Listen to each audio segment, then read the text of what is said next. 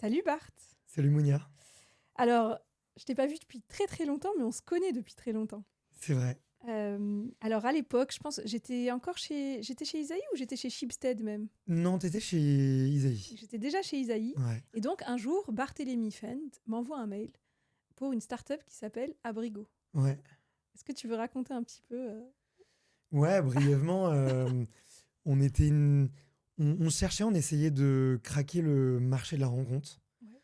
On était très passionnés par ce marché-là. C'était le début des applications. Tinder était en France depuis 2 ans. Bumble n'était pas encore arrivé en France, arrivait au même moment. C'est un temps que les moins de 20 ans ne peuvent pas connaître. Ouais, exactement. Hinge, j'en parle même pas, je crois qu'il se lançait en même temps que nous à New York. D'accord.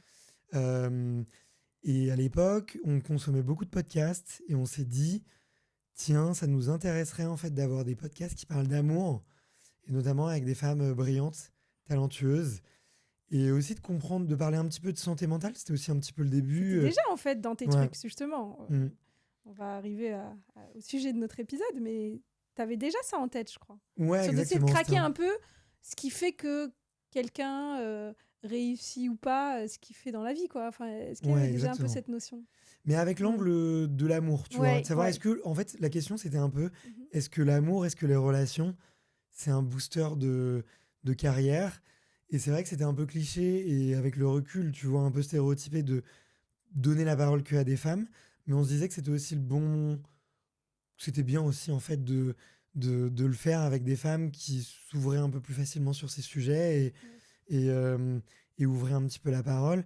Et puis moi, j'en avais aussi très marre à l'époque, je te le cache pas, et Ouais. j'en ai toujours très marre, parce que ça n'a pas changé, d'entendre des entrepreneurs qui pendant 3 heures d'affilée parlent de leur réussite et ils ne parlent pas à une seule seconde de leur épouse, de leur compagne, Ouais. qui les accompagne depuis 10 ans, 15 ans, 20 ans. Ouais. Et, et alors que, tu vois, aujourd'hui, je suis intimement convaincu que moi, une de mes réussites, c'est la rencontre de ma compagne, tu vois. Ouais.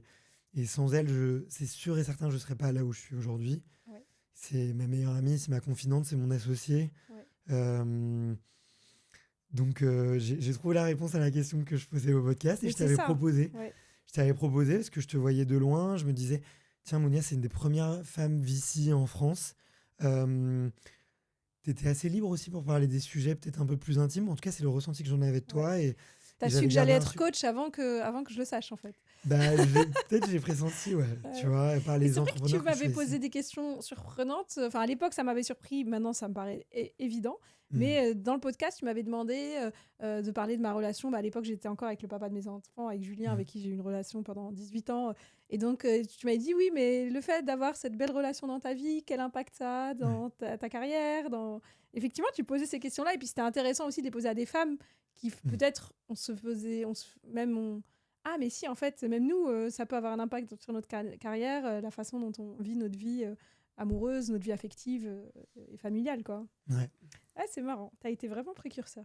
Mais donc, bref, on se connaît depuis Ouais. 1000 ans. À l'époque, tu avais cette start-up et tu as lancé un podcast avec cette start-up parce que, oui, tu voyais ce qui se faisait, tu en avais marre de certaines choses et tu t'es dit, tiens, on va parler d'amour et ça va faire parler de la start-up différemment. Ouais. Et après, on s'est perdu de vue physiquement. On s'est pas vu physiquement, je pense, depuis très très longtemps. Mais on a continué à se suivre petit à petit et chacun de nous a complètement bifurqué pour finalement, on se retrouve sur plein de sujets.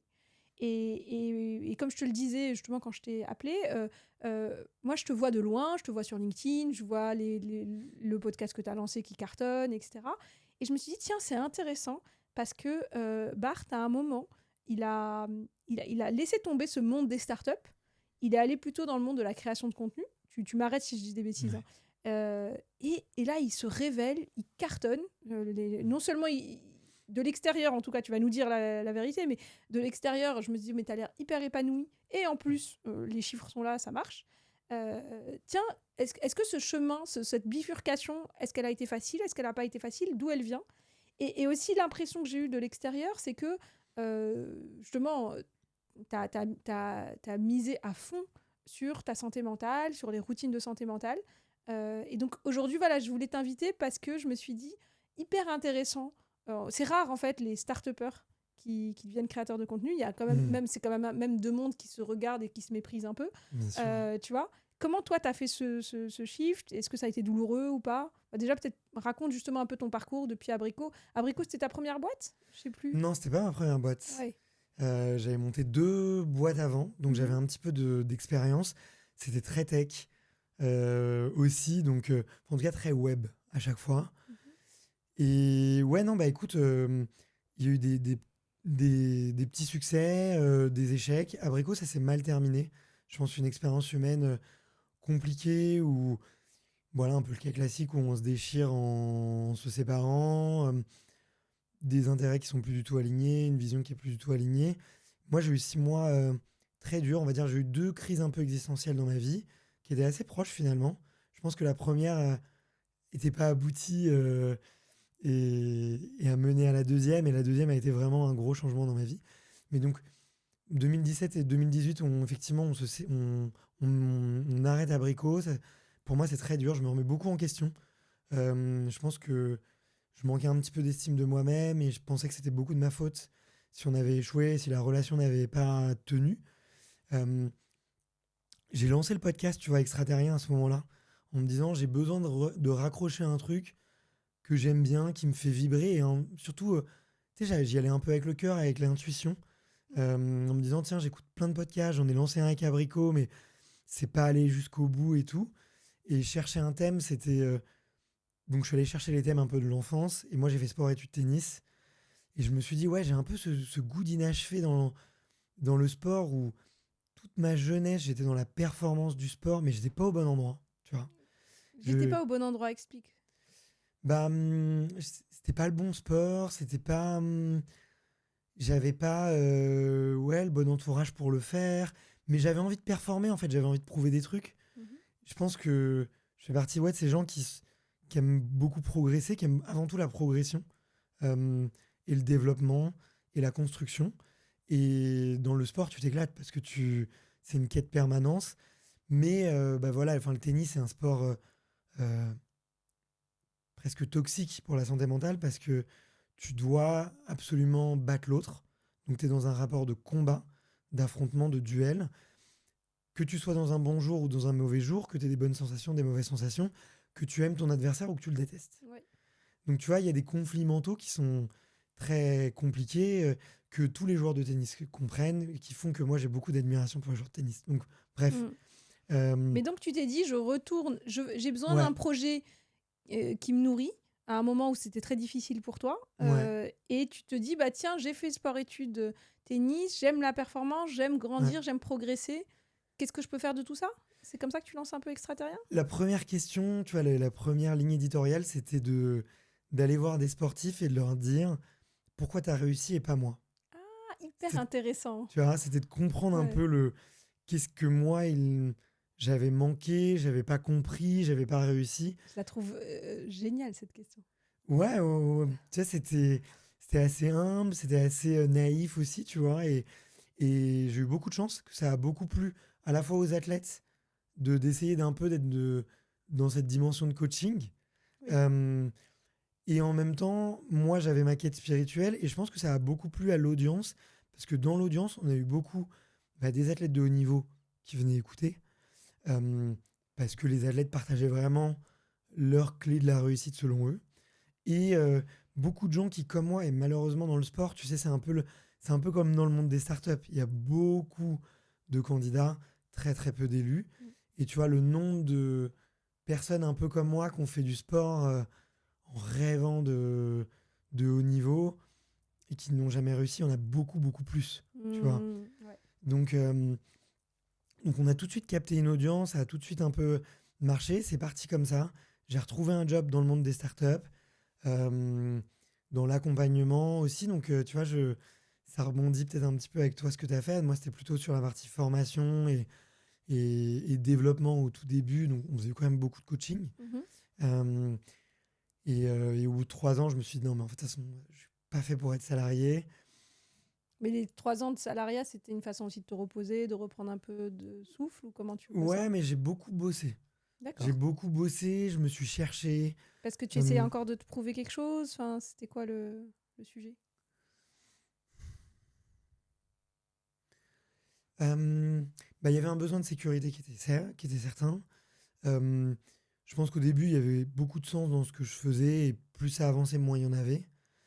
Et, et au début, dans cette boîte, j'avais un rôle qui était très hands-on, tu vois, où fallait tout créer, un peu la strate de contenu, d'acquisition, le discours commercial, euh, le parcours de formation, mettre tout en place. Et une fois que tout était en place et que ça commençait à tourner, fallait passer la seconde et vraiment structurer avec des fichiers Excel, beaucoup de recrutement. Et à ce moment-là, j'avais pas l'énergie, pas l'envie de le faire. Et pas l'envie de le faire pour quelqu'un d'autre, je l'assume parfaitement. Bien sûr, bien sûr. Je Euh, comprends très bien. Parce que ça passe par des choses que j'aime moins.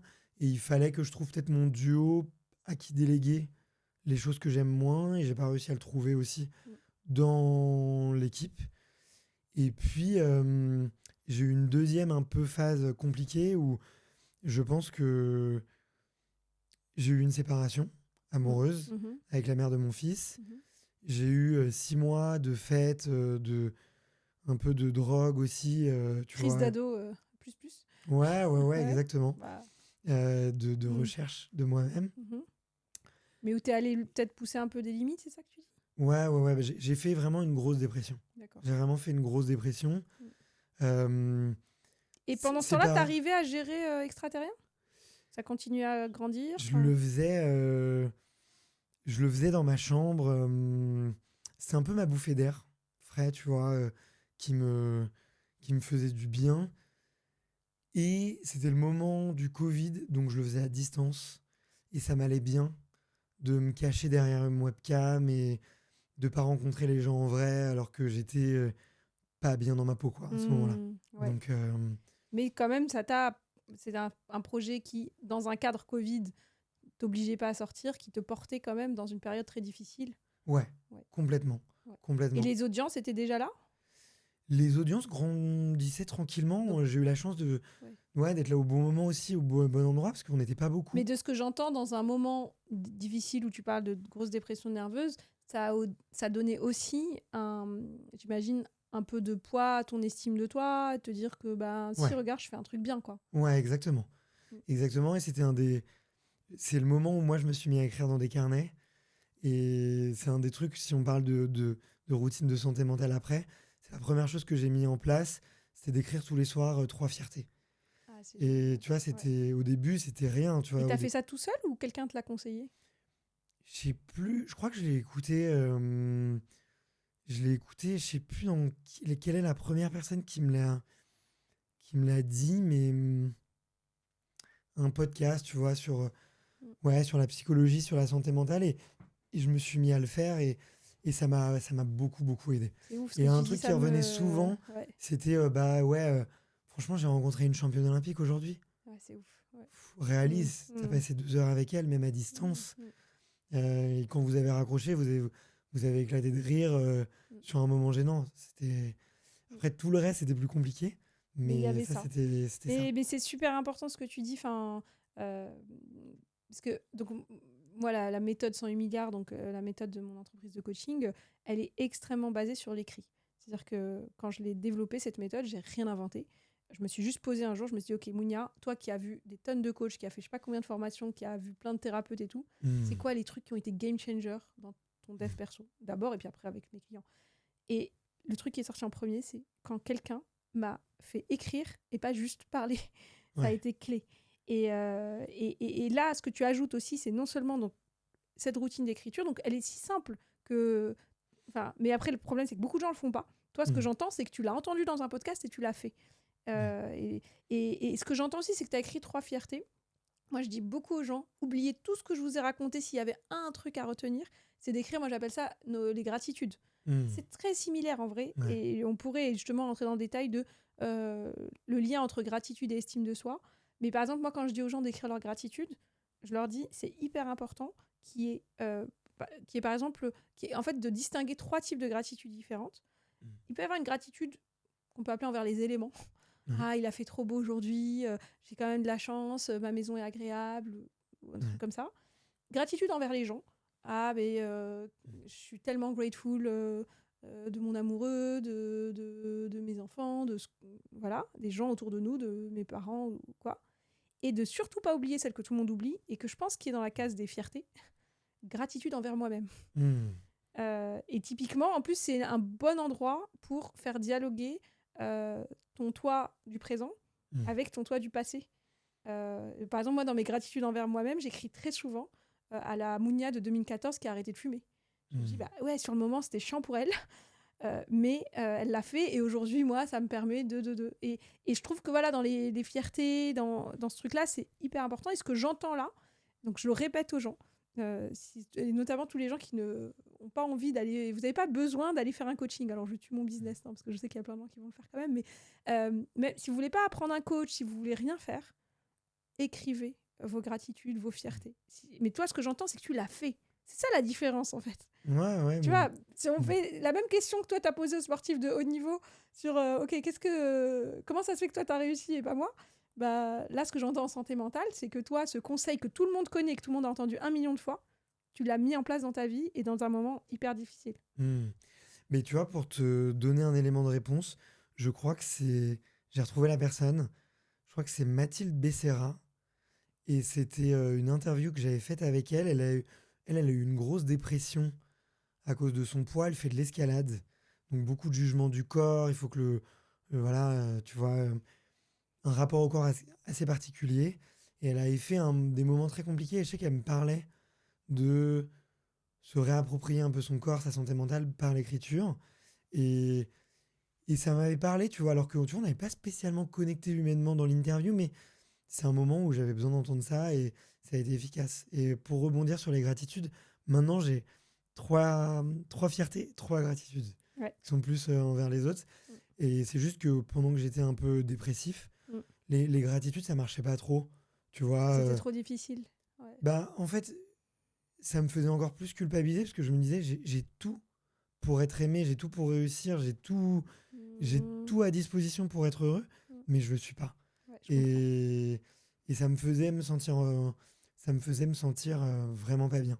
Et là, aujourd'hui, c'est maintenant que effectivement les planètes sont beaucoup plus alignées et que je suis hyper épanoui dans ma vie, les gratitudes sont plus importantes que les fiertés. Tu vois, parce que ça me permet de rester sur Terre, ça me permet de savourer et pas tu vois, d'être dans ce TGV à 100 000 à l'heure où on veut toujours plus loin et se dire mais en fait ouais ce que j'ai aujourd'hui, ce que j'ai reçu aujourd'hui, c'était déjà fantastique. Ouais, je comprends. C'est bien que tu précises ça parce que en fonction de là où on en est dans la vie, il y a des choses qui marchent plus ou moins. Outils, ouais. Et chacun doit tester et sentir son... Mais donc du coup, si on revient, parce que là, je t'ai coupé, on a fait une grosse parenthèse sur ça, mais donc si on revient à cette période, donc 2018, t'es pas max... non, même Covid, pardon. On a fait déjà... Donc tu reprends ton boulot en startup et tout. De Covid, t'es pas max. Donc deuxième phase très compliquée, ce que tu disais, elles étaient assez rapprochées. Mais tu continues ton podcast. Et par ailleurs, ta vie est sans dessus-dessous.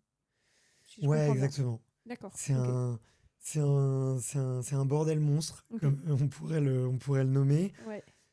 Et puis, finalement, tu vois, c'est un peu comme tout était arrivé au même moment, c'est-à-dire séparation, job plus aligné, tu vois, perte de sens dans beaucoup de choses, arrêt du sport aussi. Bah, petit à petit, en l'espace de 6 mois, il y a beaucoup de choses qui sont réalignées avec séparation et je rencontre tout de suite ma nouvelle compagne. Je me prends en main, je me remets au sport, j'arrête mon job. Et tu vois, d'un seul coup, bah ouais, ça va beaucoup mieux. Il y a plein de choses qui se réalignent. Alors, je suis encore un petit peu tordu, j'ai encore un petit peu de travail psy qui était en cours à l'époque, tu vois. Mais je me dis en plus, de toute façon, j'ai rien à perdre. Là, je suis tellement bas que mon job, ça va plus. Je me dis, franchement, on est dans une chance inestimable quand même en France avec le chômage. Je me dis, j'ai un peu de temps là devant moi. Je peux relancer le podcast, mais vraiment à fond. Enfin, t'as que ça à faire. Franchement, t'as que ça à faire. Et mais donc là, ce que j'entends, c'est que quand même, dans un moment extrêmement difficile, tu fais une belle rencontre qui aujourd'hui est ta compagne. Ouais. Ça, c'est quand même... Ouais, c'est beau. Ouais. Comment ça... En fait, tu disais justement en intro, c'est que, voilà, que beaucoup de gens disent pas trop à quel point leur compagne ou leur compagnon a été important, a été instrumental dans leur réussite. Est-ce que tu arrives à imaginer aujourd'hui, déjà, quel est l'impact de cette rencontre dans un moment où ça allait pas pour te ressortir la tête de l'eau? Et la deuxième question, c'est est-ce que ça t'est déjà arrivé, même si c'est pas forcément agréable, c'est peut-être pas une bonne idée, mais d'imaginer que si tu n'avais pas rencontré ta compagne, qu'est-ce qui se serait passé? Est-ce que tu t'en serais sorti quand même? Tu vois un peu ma question? Ouais. Honnêtement, je pense pas. Hein. Je pense pas. Je serais fondamentalement pas la bonne personne. Elle m'a énormément inspiré en beaucoup de choses, tu vois, sur l'écriture, sur... Tu la connais un peu, donc tu vois, je vais pouvoir... mais sur l'écriture, sur la prise de recul, sur la gestion des émotions, sur l'ambition aussi, sur le succès, et dans la gestion aussi de l'ego par rapport à la création de contenu. Donc plein de sujets qui étaient hyper importants pour moi à cette période-là et qui le sont toujours aujourd'hui. Et je pense que d'une certaine manière, on était tous les deux un peu cassés relationnellement, émotionnellement à ce moment-là. Et du coup, on a eu beaucoup de patience et beaucoup d'écoute l'un envers l'autre. Moi pour écouter ce qu'elle avait traversé avant, elle pour écouter ce que j'avais traversé avant, et ne pas juger mutuellement et se dire bon, bah écoute, on est un peu tous les deux sur une béquille là en ce moment. Avançons à notre rythme, tu vois, et on va faire le chemin ensemble. Et si jamais la béquille de l'un elle est cassée, ben on se les passera, tu vois. Oh, c'est trop mignon. Et Tu vois, finalement, abricot, ouais. on y arrive, on parle d'amour. Bah ouais, exactement. Je pense. Ouais. Et tu vois, on en a beaucoup parlé d'abricot au sens large, ou plutôt de ce qu'on avait étudié à l'époque, tu vois. Parce que, ouais, moi, ça m'a apporté beaucoup de maturité dans les relations. Et je pense que ça lui a plu. Ça lui a plu, cette maturité-là. Ouais. Et puis, comme tu l'as très bien dit il y a quelques minutes, c'est que toutes les questions que toi, tu posais quand tu avais le podcast Abricot, les réponses que tu cherchais en interviewant des femmes, finalement, c'est ce que tu as vécu. Et l'hypothèse que tu voulais vérifier que l'amour est hyper important dans Bien sûr. tout le reste, tous les domaines de notre vie. C'est un peu ça l'hypothèse. Ouais, tout à fait. C'est ce que tu as vécu en fait. Ouais, exactement. Et peut-être dans un moment plus difficile, tu peux pas te Mais je te pense mentir. même que tu vois, c'est le choix le plus important de ta vie. Hein.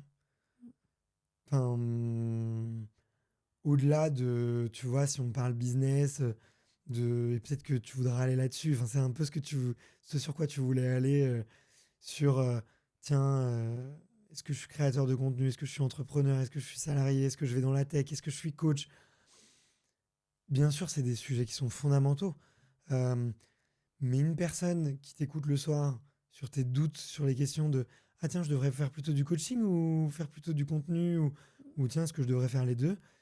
Et quelqu'un qui t'écoute, qui te fait prendre le recul, qui te pose les bonnes questions et qui te juge pas, et surtout qui te dit peu importe ce que tu feras, je serai là. Et même si tu te plantes, bah écoute, moi je suis à peu près sûr de ce que j'ai envie de faire dans la vie, donc si tu te plantes, bah, je suis prêt à assumer pour deux pendant quelques semaines, quelques mois, et tu as le droit de te planter. C'est une valeur inestimable. Hein. J'avoue.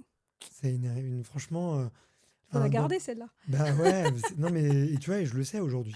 Ouais. Je lui ai déjà dit, t'es la femme de ma vie et j'ai pas envie...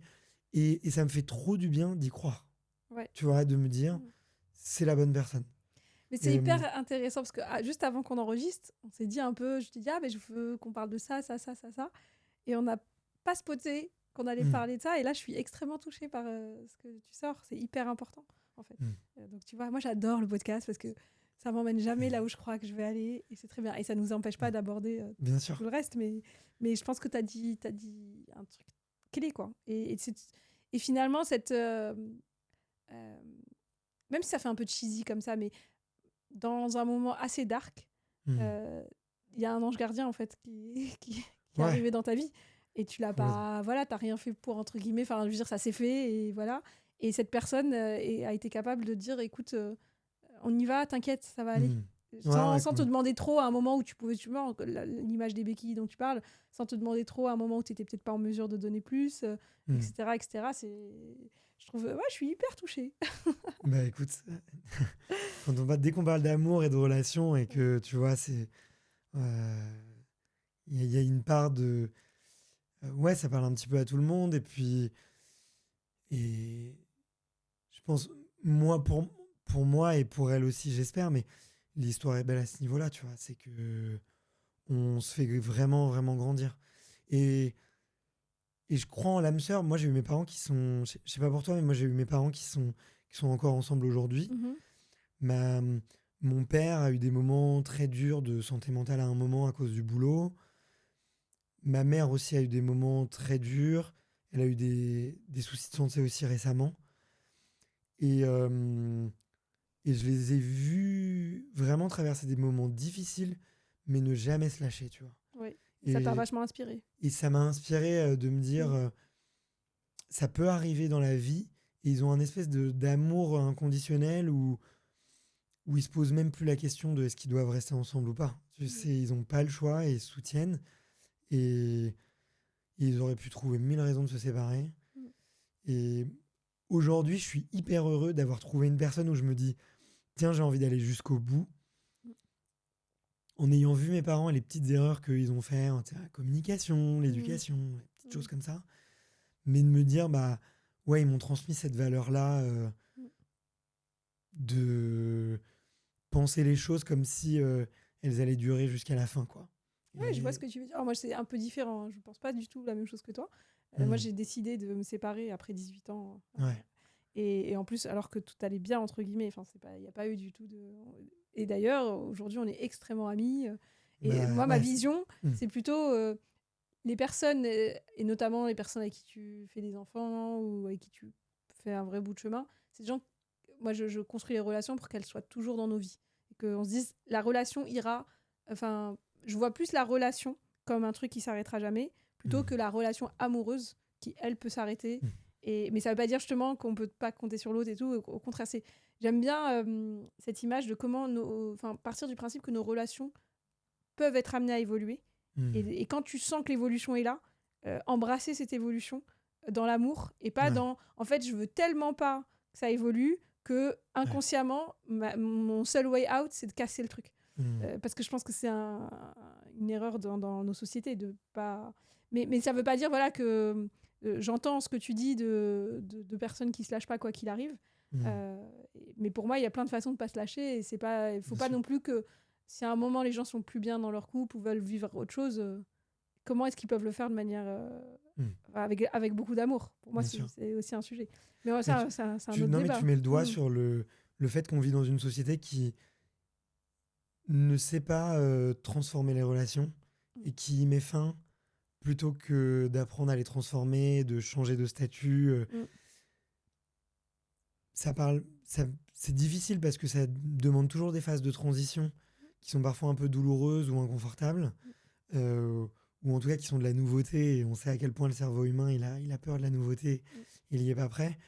Et du coup, c'est beaucoup plus facile pour les êtres humains de mettre fin à des relations plutôt que d'apprendre à les transformer et de les voir différemment, quoi. Oui, et puis je pense qu'on a tous en nous un mythe de jusqu'à ce que la mort nous sépare, qui fait que au moment où on ressent le besoin de faire évoluer la relation, et ben ça nous panique tellement de pas être dans cette case-là que voilà, il y a plein de gens à mon avis qui justement font du mal à leur partenaire ou en tout cas voilà, trouvent un moyen de vraiment casser le truc parce que ils ont pas les clés. Et pour faire le lien avec la santé mentale et la communication, moi je pense que si on a réussi nous à faire ça, c'est parce qu'en termes de santé mentale et de gestion émotionnelle, etc., on avait déjà beaucoup bossé. Et on revient à ça finalement, c'est de se dire, parce que ce que tu dis aussi, c'est que ta relation actuelle, elle bénéficie de tous tes apprentissages d'avant, de tes relations, j'imagine, mais aussi t'avais geeké le sujet avec Abricot, c'est ce que je comprends, voilà. Et aussi de l'inspiration de tes parents. Enfin, il y a plein de choses dans ta vie qui ont fait qu'en fait, tu étais hyper mature au moment où tu as rencontré ta compagne actuelle. et qu'aujourd'hui, ça bénéficie aussi. Et je me dis, comment est-ce que toi, aujourd'hui, euh, tu, tu évalues, pour aller quand même dans le sujet d'aujourd'hui, Mhm. ton... ce que tu as mis en place en santé mentale, en fait, c'est même pas en santé mentale, c'est en connaissance de toi, de ce que j'entends, Mhm. dans la réussite de ta relation et après dans la réussite de ton business aujourd'hui. Tu vois un peu ma question? Ouais, Hmm. comment le travail un peu que j'ai pu faire sur moi à différents niveaux, ça a impacté ma relation. Ouais. Euh,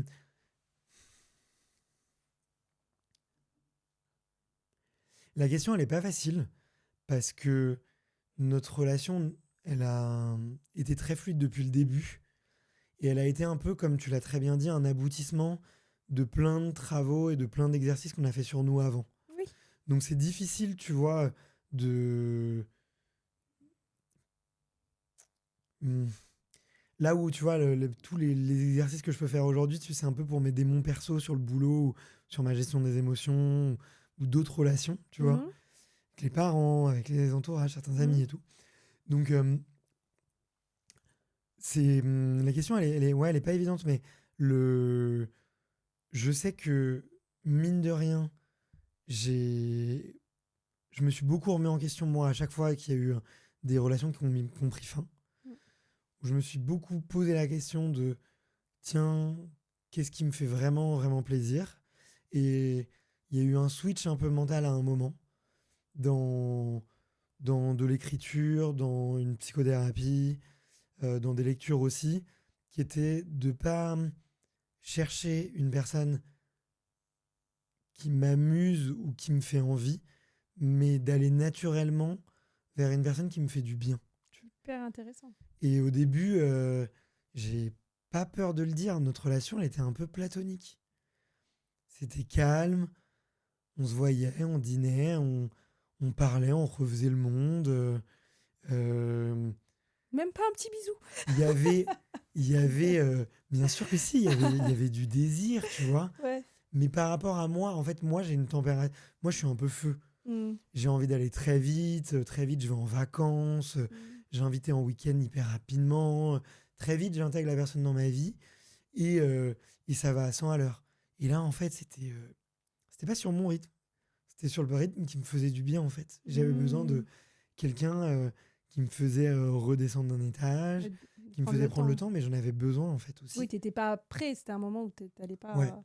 Ah ouais, donc ok, c'est hyper intéressant justement de se dire le switch du travail que tu as fait sur toi, d'apprendre de chaque relation, de chaque. Mm. C'est je vais aller vers quelque chose qui me fait du bien et pas vers quelque chose juste qui m'attire et qui a Ouais. l'air fun, quoi, entre Ouais, guillemets. ouais, exactement. Et je me Mm. souviens, j'ai relu des petites pages dans mes carnets à l'époque, et je me disais, ah oui, je me posais la question, quoi. Tiens, est-ce qu'il y a une espèce de passion, Mm.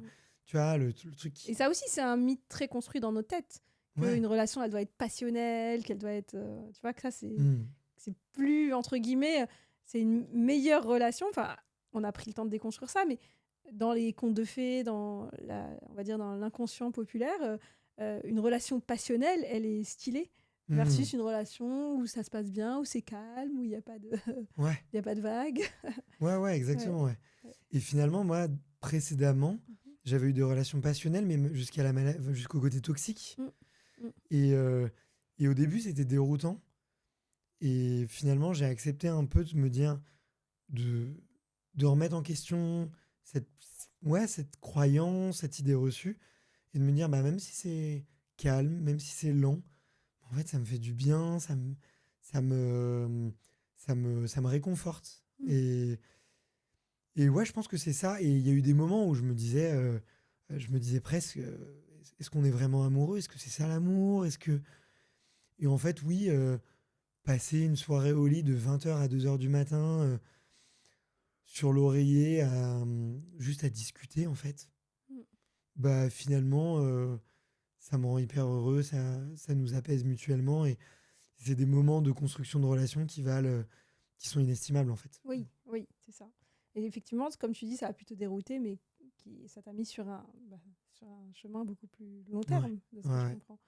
Mais hyper intéressant. Et comment est-ce que tu verrais des liens entre... parce qu'on parle de relations affectives depuis tout Mm. à l'heure, mais relations professionnelles, relations amicales, relations familiales, pour moi, c'est aussi des relations affectives. Enfin, pour Mm. moi, les relations affectives sont partout.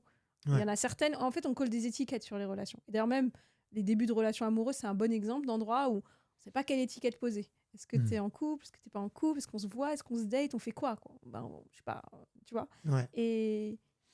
Et justement, donc, enlever toutes les étiquettes et de se dire, bah, nos relations humaines sont par essence affectives, parce qu'on est des êtres affectifs. Et est-ce que tu peux faire des ponts entre ce qui t'est arrivé dans d'autres relations, notamment, par exemple, tu dis, moi, à la fin de chaque relation amoureuse, je prenais le temps de me remettre en question, de me dire qu'est-ce qui me fait plaisir, qu'est-ce qui est bon pour moi, qu'est-ce qui est machin. Est-ce que tu as pu faire aussi des learnings, on va dire, croisés par rapport à, par exemple, à la fin d'abricot qui s'est mal passée avec ton associé ou d'autres relations de ta vie qui sont moins fluides? Tu vois ce que je veux dire? Ah bah ça m'a clairement aidé, tu vois, parce que Abricot, c'était un peu ça. C'était une relation d'associé un peu passionnelle, un peu fusionnelle, Mm. et où ça bouge énormément, mais sans jamais se remettre en cause sur comment est-ce qu'on communique, quels sont les besoins de chacun. Et finalement, quand tu... Là, aujourd'hui, avec ma compagne actuelle, ce que j'apprécie beaucoup, c'est qu'on est très différents. Donc, on est obligé de communiquer pour que ça marche. Si on ne communique pas, c'est impossible. Et une des choses qui fonctionne bien, je trouve, c'est qu'on a des rituels de communication. Et de plus en plus, je l'entends, tu vois, des associés ou même des amis, on n'ose pas le faire en amitié ou on n'ose pas le faire avec ses parents, mais s'imposer en fait des rituels de communication. Mm. Et en fait, on le fait très facilement. Si tu veux, on remet très facilement en cause les relations professionnelles parce qu'il y a un objectif qui est externe. Et du coup, on essaie d'être rationnel et de se dire, OK, euh, on, on met un petit peu de côté les émotions, qu'est-ce qui marche pas, et on a une approche plus froide de la relation. Parce qu'il y a un but. Mm. Et on n'ose pas du tout le faire en amour ou en amitié. Et je trouve que c'est intéressant de le faire en amour et en amitié, et tu vois, et d'avoir des rituels de communication euh, qui sont du temps passé ensemble, des temps de qualité, mais aussi ouais, des temps où tu te fais un peu du feedback, du temps où tu te dis des compliments, qu'est-ce que tu as apprécié chez l'autre. Et c'est marrant parce qu'on a sur un podcast, j'avais parlé du fait qu'on a un rituel du soir, de tous les dimanches soirs, Mhm. où on se dit en 3 temps, qu'est-ce que tous les deux on a apprécié chez l'autre cette semaine-là. Et avant, on mettait une note sur 10 J'adore. sur tiens, quelle note je mettrais à notre relation cette semaine. Mm. Et les gens, ça les a choqués quoi, dans les commentaires, genre ouais, Mm. mettre une note à sa relation. Non, mais en fait, on passe notre vie à mesurer, à se faire du feedback. On se fait du feedback dans tout Mm. et on n'ose pas se le faire en amour. Ouais. Pourquoi? Et pourquoi on a peur de quelque chose, je pense? De quoi on a Ouais. peur, à ton avis, qui fait qu'on le Je fait pense pas? que les gens associent les habitudes, les routines et les protocoles Ouais. à l'inverse du romantisme et de cette Ah passion ouais. et de cette Oui, c'est un fusion. côté boring. C'est un côté boring et les Ouais. gens pensent que si on met des habitudes et des rituels et des Mhm. protocoles, Mm. tu vas perdre le côté romantique, le côté Alors que ce que j'entends, c'est un que dans peu votre relation, spontané. ça au contraire fait grandir le côté romantique et Mais spontané. ouais, c'est parce qu'on communique Mm. 1 heure tous les samedis, tous les Mhm. dimanches Que soirs, tout le reste peut être spontané, que tout le fluide. reste est beaucoup plus spontané, Ouais. beaucoup plus fluide. Mais je crois qu'en fait, on sous-estime la puissance des routines dans notre Mm. vie. On sait que, par exemple, pour les jeunes enfants, donc toi, t'es papa, on sait que pour les jeunes enfants, c'est hyper important la routine. Ouais. Ah, attends, c'est bon, tu l'as emmené à la crèche, il a bien son doudou, tu lui as fait son bisou dans le bon sens. Enfin, tu vois, tous les professionnels de l'enfance nous le disent. Mm. Et on croit qu'après, en tant qu'adulte, c'est pas vrai, alors qu'en fait, on a tous nos routines. Mm. On a des rituels. C'est juste que parfois, on les a pas conscientisés. Ouais. Mais on a tous des rituels. Et moi, j'ai même creusé ce sujet-là pour les rituels des moments clés de la vie. Mm. En ce moment, je le pousse pas trop, mais c'est hyper important. Il faut vraiment qu'on le pousse un jour, c'est 108 milliards. Tout ce que j'avais fait de la préparation au mariage, j'avais même célébré des funérailles et tout ça.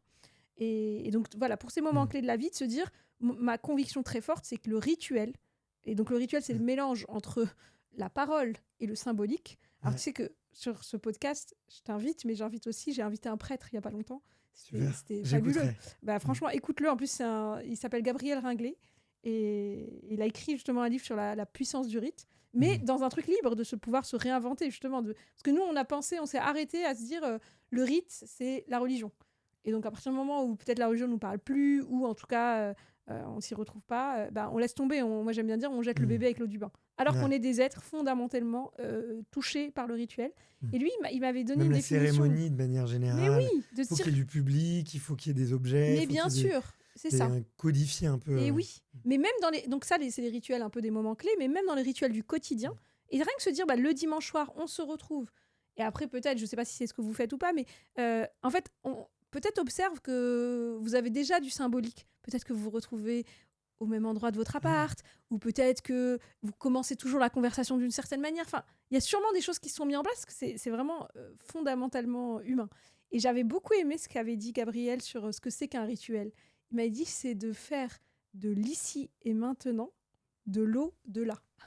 Et c'est vraiment c'est cette façon, pour nous humains, de se raccrocher à plus grand que soi, à la partie justement pour moi la plus puissante de notre humanité. Et quand on instaure ça dans nos routines du quotidien, que ce soit avec nous-mêmes, parler de routine de santé mentale, donc, tes pages de fierté, dans ta relation avec toi-même, en fait, tu te connectes à quelque chose de bien plus grand que toi et tu dis j'aime bien dire on est plusieurs là-dedans, et tu dis à toi-même, en fait, t'es important pour moi. Donc, en termes d'estime de soi, c'est pas étonnant que ça t'ait porté. Et dans ta relation amoureuse, et après on peut aller voir ça dans d'autres relations, mettre du rituel, c'est pas du tout boring. C'est au contraire, c'est donner tellement d'importance aux relations. Ouais, exactement. Et tu l'as très bien dit, c'est accorder un moment pour être ensemble et il n'y a rien d'autre. Et c'est un moment où on se synchronise, on apprend à se connaître et c'est la priorité pour tous les deux, c'est de construire la relation à ce moment-là. Et en fait, c'est vraiment ce cadre qui te permet après d'explorer plein de choses et de savoir qu'il y aura un moment où tu pourras te reconnecter et te déconnecter. Et ça fait du bien aussi de se déconnecter à un moment de l'autre, mais parce que tu sais qu'il y aura un moment de reconnexion. Donc ça apporte beaucoup de sécurité, je trouve, dans la relation. Et je suis entièrement d'accord avec toi, tu vois, sur le pouvoir des rituels. Et pour un tout petit peu compléter ce que tu dis, mais ça ne sera pas aussi bien dit que Gabriel et toi. Moi, je suis un très spontané, je suis un très P, tu vois, dans le MBTI. Je suis très opportuniste. J'arrive vraiment à saisir les opportunités. Je crois beaucoup en la sérendipité et beaucoup de flexibilité. Mais en fait, les rituels, ça m'a aussi apporté un cadre sécure. Parce que si tu es P tout le temps dans ta vie, si tu saisis toutes les opportunités, à un moment donné, tu te perds. Tu sais plus où tu es. Et moi, c'est ce qui m'était arrivé avant.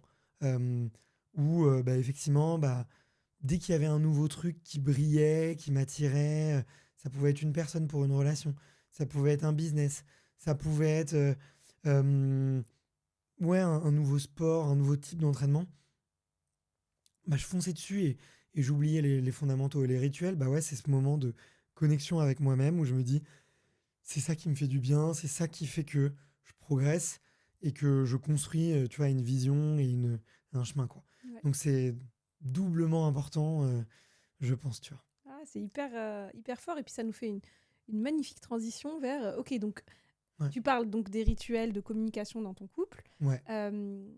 Quels sont les rituels aujourd'hui que tu as dans ta vie d'entrepreneur, mais dans ta vie d'homme, de papa, et notamment je sais que le sport a une place hyper importante dans ta vie. Qu'est-ce que c'est quoi aujourd'hui les routines de Bart, un petit peu?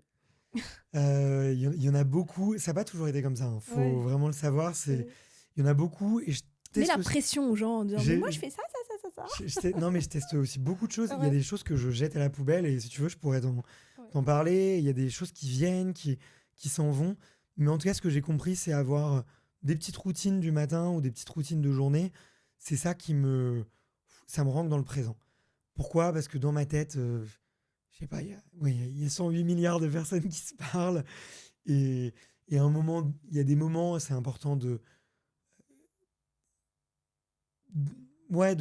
soit les faire taire, soit de les écouter et de, et de les comprendre. Donc, j'essaye tous les jours d'écrire 5 minutes. J'ai un framework qui s'appelle LMFAO, Mhm. qui est très facile à retenir.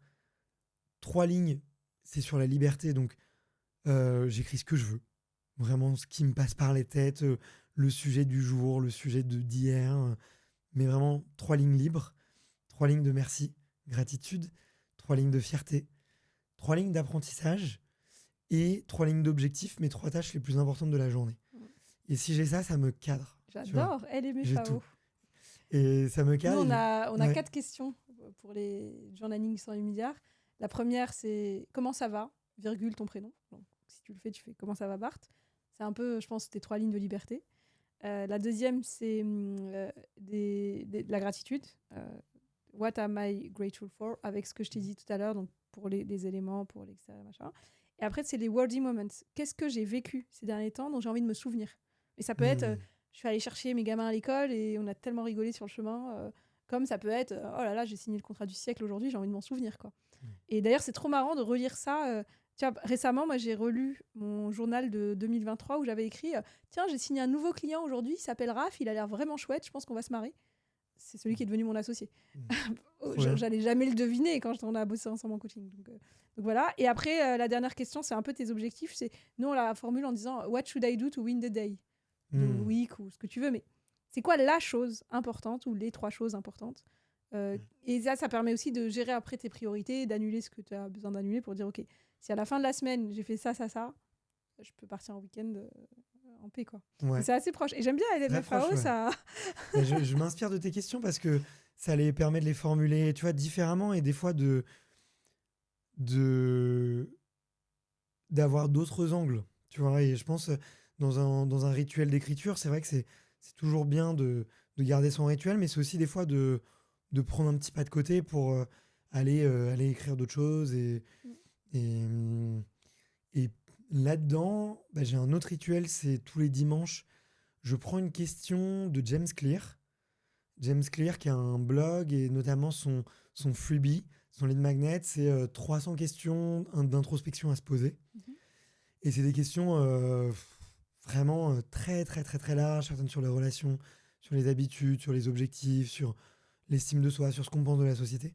Et du coup, chaque semaine, j'en prends une et je me pose et là, j'essaye de rester un peu plus longtemps, tu vois, une vingtaine de minutes, pour me forcer à écrire. Donc ça, c'est un peu ça. En ce moment, je me lève très tôt. En fait, c'est aussi par période en cycle d'énergie. Je sais que toi, tu écoutes beaucoup tes énergies corporelles. Moi, à partir du 15 septembre jusqu'au 15 novembre, j'ai une espèce de phase où j'ai énormément d'énergie. Je me lève naturellement à 6h du mat. Je me couche tôt aussi, hein, tu vois, à 22h30, 23h, je pique du nez. Hein. Et donc, ma compagne, elle a besoin de plus de sommeil, donc je sors du lit. Et là, je lis et je m'étire. Et du coup, je pousse la table du salon et je fais vraiment une séance d'étirement en lisant mon bouquin. Après, je me pose un petit peu pour écrire. Je le fais juste après, généralement. Donc ça, j'ai ça. Je bois un très très grand verre d'eau aussi. Première chose que je fais en me levant, c'est prendre un très très très grand verre d'eau. Très important pour le cerveau. Ouais. On se déshydrate beaucoup pendant la nuit. Ouais, exactement. Et j'essaye toujours de me poser. C'est toujours aussi douloureux, mais ça, c'est un truc que vraiment que j'ai gardé, que j'essaye de garder le plus possible. C'est entre 5 et 20 minutes, en fonction du temps que j'ai, parce que je mets pas de réveil, donc je sais pas trop, de méditation. Ok. Et ça, tu fais comment? Juste, t'as une app ou juste tout seul? J'ai essayé plein de trucs. En ce moment, je suis sur Spotify. Il y a un type, j'ai oublié le nom, il te fait des 6 heures d'affirmations positives sur l'abondance, sur l'amour de soi, sur la confiance. Et ce que j'ai bien aimé, c'est qu'il a des trucs un peu plus sur le business. Et donc, ça m'a aidé un peu avec, tu vois, 1 heure d'affirmations très, très business, très money mindset aussi. Et j'en avais un peu besoin. C'est les trucs que j'avais besoin de travailler tu mets ça en ce dans moment. les oreilles, tu mets ça dans les oreilles et tu restes concentré dessus entre 5 et 20 minutes. Le plus. Et j'essaye de rester concentré dessus au début et à la fin, je laisse mon esprit divaguer sur à quoi ça me fait penser ce qu'il est en train de me dire. Qu'est-ce que ça m'inspire et et d'essayer de visualiser. Il y a un petit côté subliminal aussi. Ouais, exactement. C'est vraiment le travail de visualisation Oui. de ça. Et toi, Donc, d'ailleurs, justement, sur le travail de visualisation, moi, c'est un des piliers de la méthode 100 milliards, et on a plein de façons de le faire, hein, mais toi qui as interviewé autant de sportifs, à quel point est-ce que la préparation mentale est généralisée, importante Est-ce que c'est aussi de cette expérience-là que tu as installé des routines de santé mentale qui, notamment, là, on entend que ça te sert dans ton business et dans... Ouais. Ça... En fait, j'ai rencontré les sportifs. Certains en faisaient... À l'époque, je pense, c'était un sportif sur 3. Et parmi ce 1 sur 3, il y avait 1 sur 2, c'était un psy, 1 sur 2, c'était un préparateur mental. Aujourd'hui, le plus on avance, le plus ils ont les deux. Tu vois ? C'est 2 choses différentes. Ouais, c'est vraiment 2 choses différentes.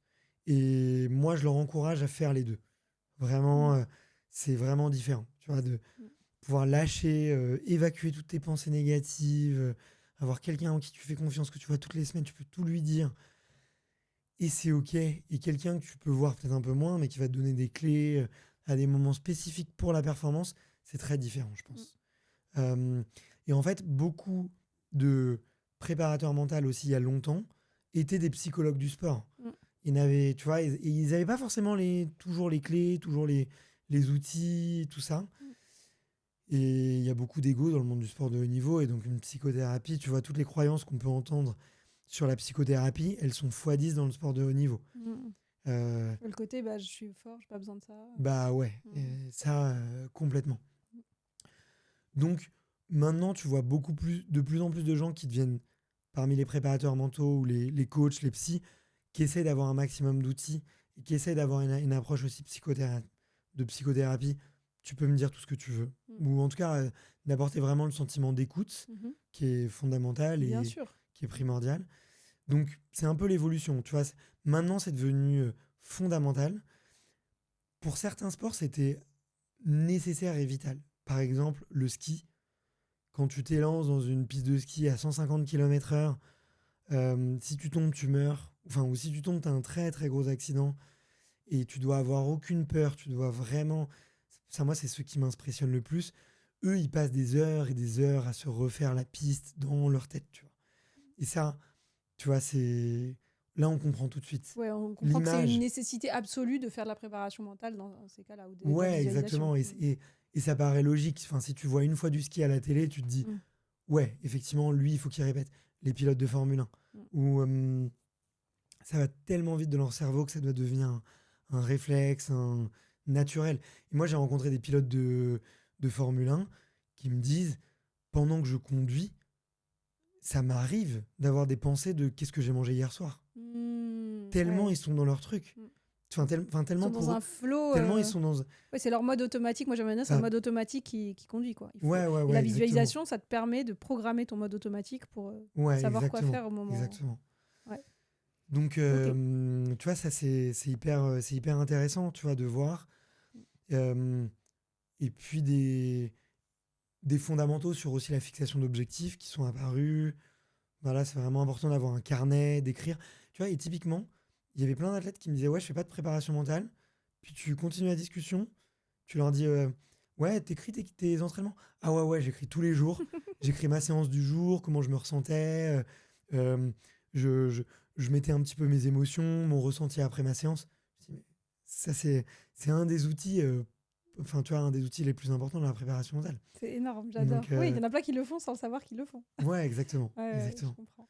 Ok, donc toi, ça t'a aussi beaucoup inspiré dans ta routine. Donc là, dont tu nous parles le matin, tu t'étires, tu lis, puis ensuite, tu fais en fait de la préparation mentale. Donc en ce moment, c'est les playlists de Spotify, et puis il y a d'autres trucs qui peuvent, en fonction de ce que tu testes, ce que tu as envie d'essayer. Ok, t'as d'autres choses dans tes routines ? Donc ça, c'est une demi-heure le matin. Okay. Tu vois, 10-15 minutes d'étirement, 5-10 minutes ou plus, tu vois, de méditation et d'écriture. Dans les autres routines que je peux avoir, ce que j'essaye d'avoir le soir, mais en ce moment ça saute parce que je bosse beaucoup, parce qu'avec le studio, il y a du monde, il y a des clients, tout est un peu urgent. Oui, parce que là, tu as lancé un nouveau projet. Ouais. Tu veux en dire 2 mots ? Parce que là, on est dans ton studio. Si tu veux, j'en parlerai 2 mots à la fin, mais tu vois... Non, vas-y. Ouais, effectivement, on est chez Stories là, donc je suis trop content que tu sois venu. Oui. Tu fais partie des gens, en fait, que j'avais envie d'accueillir dans le studio. Donc ça me fait doublement Et comme plaisir. par hasard, c'est le moment où je t'écris en disant « Ah, j'aimerais bien t'inviter dans 108 milliards ». Bah ouais, tu vois, il y a Donc il y a voilà. une connexion. Il y a une Ouais. connexion. Mais donc ouais, on lance un studio parce que bah, le podcast s'est mis à très bien marcher. Donc on a grossi, on est devenu un média avec des besoins de création de contenu. Ça a encore mieux marché, on est devenu une agence de création de contenu pour nos clients.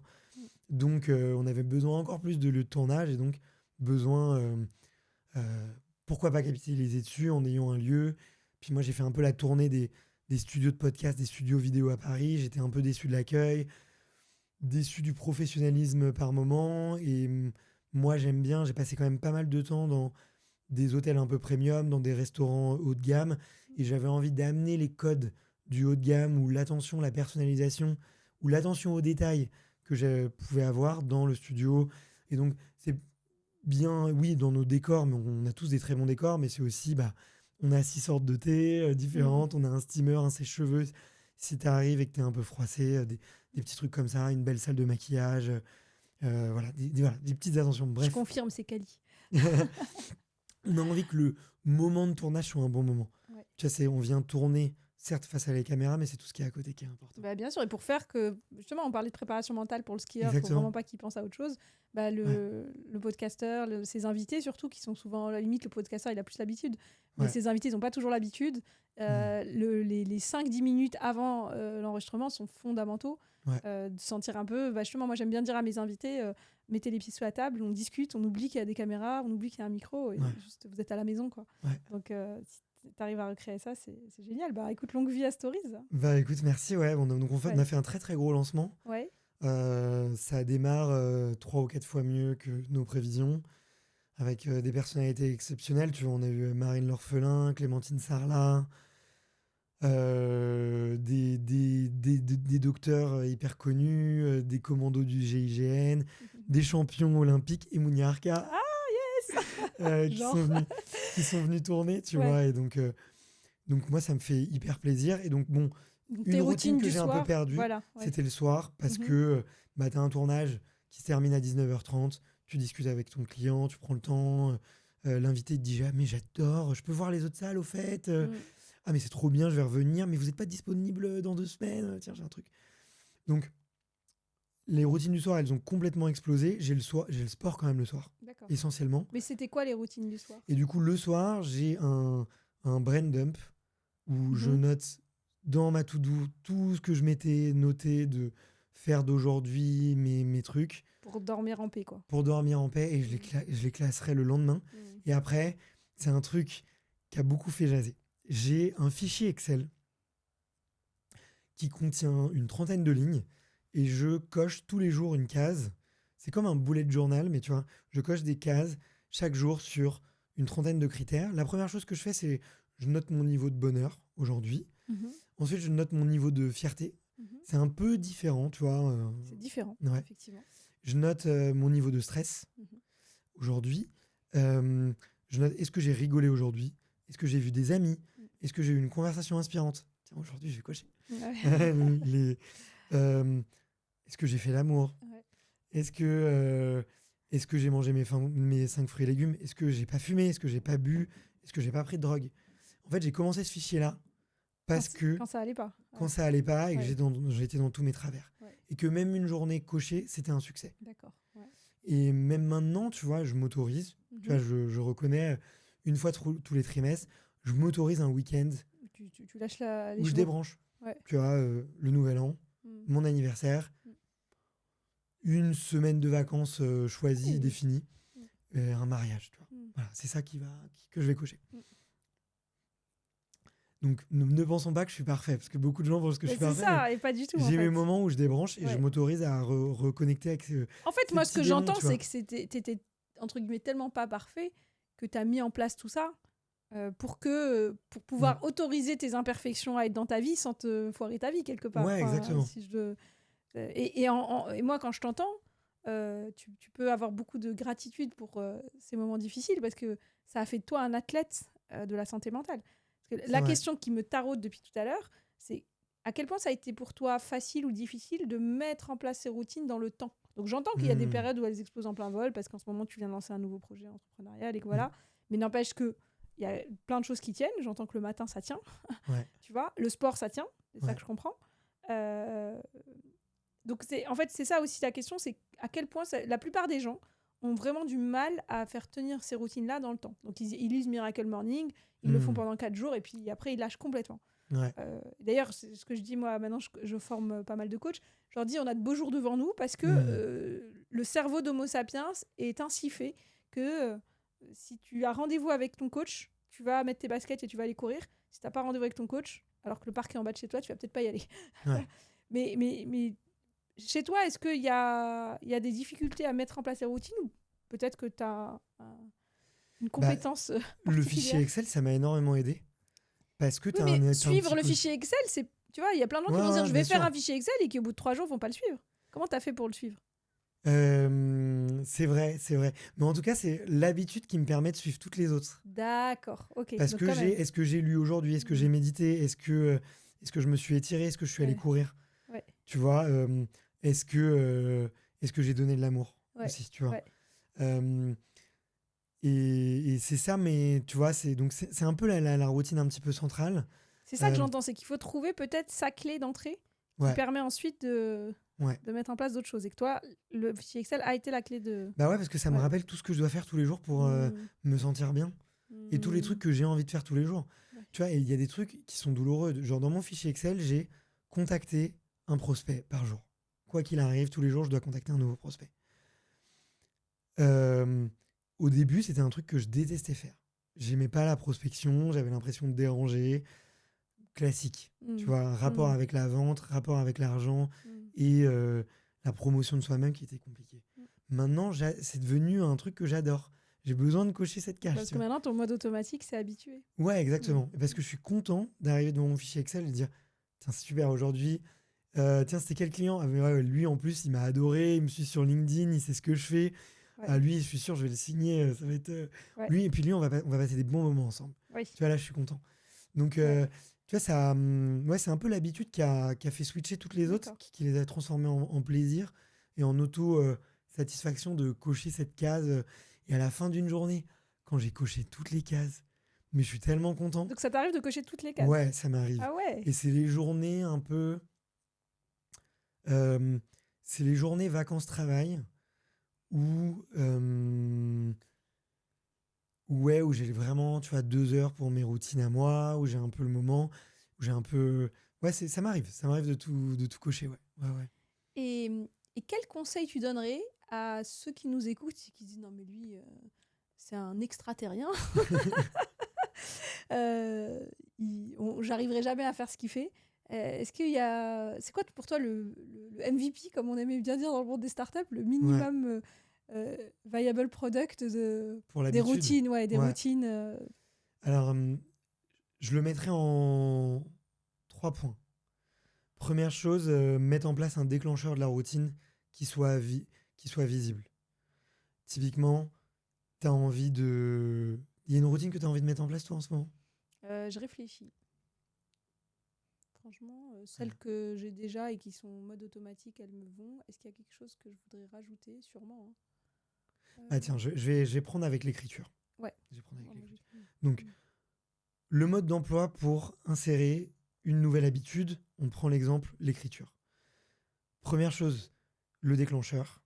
Donc, faire en sorte que son carnet, son stylo, soit visible le plus possible au moment de la journée où on a envie. Genre lui mettre sur sa cafetière, comme ça sur tu sa dis cafetière. Je ne sers pas de café avant d'écrire. Exactement. La deuxième chose du coup dans le déclencheur, c'est de l'amener après un moment. Pas de le mettre après 1 heure, mais de le faire enchaîner avec une habitude qu'on a. Qu'on a déjà. Ouais. Effectivement. Moi j'aime bien dire si tu as déjà l'habitude de te laver les dents et que tu veux te laver les oreilles, ce sera beaucoup plus facile de te laver les oreilles si tu le fais en même temps que les dents. Okay. Ouais, exactement. Ouais. Deuxième chose, c'est se mettre une récompense à la fin de la semaine. D'accord. Je pense que c'est un truc qu'on oublie de faire. On se dit, oui, c'est évident, il faut que je me récompense. Et si ta récompense, elle a un lien avec ce que tu es en train de faire, c'est encore mieux. Typiquement, tu as envie d'écrire plus. Mais j'adore aller au cinéma. et je passe un peu trop de temps devant Netflix et du coup, j'écris plus. Bon, bah, ma récompense, ça va être d'aller au cinéma, de me payer un beau ticket, de pas être devant Netflix Mm. et d'aller à la séance avec un paquet de popcorn, tu vois, Ouais. par exemple. Donc, récompense. Et dernière chose, Mais ça veut aussi dire que t'octroies pas le cinéma, popcorn, machin, si t'as pas fait ton truc. si j'ai pas fait les 7 jours d'affilée. Ouais. Ouais, exactement. Oui, il faut que ça aille avec. C'est une conséquence Ouais. sine qua non, quoi. Ok. Et troisième chose, je pense, c'est le suivi de l'habitude. Ouais. C'est vraiment de cocher les cases Ouais. pour être conscient de qu'est-ce qu'on a réussi ou pas réussi. C'est un point clé, je trouve, le suivi. Ouais, tu vois, et d'avoir aussi un petit peu de tolérance envers soi-même. Parce que si c'est la première semaine que tu as envie d'écrire et que finalement tu fais 6 jours, C'est vachement bien. bah à la fin tu peux quand même te féliciter parce que tu as mis tes 6 croix dans ton petit carnet et t'as le droit d'aller au cinéma. Oui, et puis finalement, te dire, peut-être que le cinéma, il se déclenche au bout de 5 ou 6, pas au bout de 7, s'il y a 7 par jours. exemple. Enfin, trouver son... effectivement, moi, ce que je fais, c'est que j'utilise... Parce que dans la méthode 108 milliards, on utilise beaucoup l'agenda. Assez classique de mettre des trucs dans son agenda. Mais nous, justement, c'est de mettre une boucle de retour. Ok. Moi, je mets une couleur si j'ai fait ce que j'ai prévu et je mets une couleur si j'ai pas fait. Mais justement, toute la clé, c'est de le faire sans jugement. Parfois, c'était hyper pertinent de ne pas faire ce qu'on avait prévu et de faire autre chose à la place. Mais je note, tu vois. Et par exemple, là, pendant le mois d'octobre, notre prof de yoga nous a donné un défi un peu... Il faut qu'on reste 10 minutes en planche, puis 5 minutes grand écart de chaque côté, et à la fin, on finit par 5 minutes en barque. Ok. Donc autant te dire que quand elle nous a annoncé le truc, on a dit, mais no way. Ouais. Et en fait, on le fait. Et il y a aussi la force du groupe qui aide quand tu fais un truc avec les gens.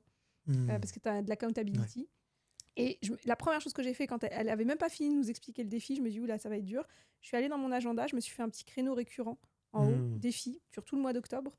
Et le plaisir de le mettre en vert, parce que moi, du coup, c'est vert quand c'est fait, c'est ouf. Et elle a inclus ça. Elle nous a dit, vous avez droit à 2 jours de pause dans la semaine. Et donc aussi le plaisir de mettre mon pause défi en vert aussi.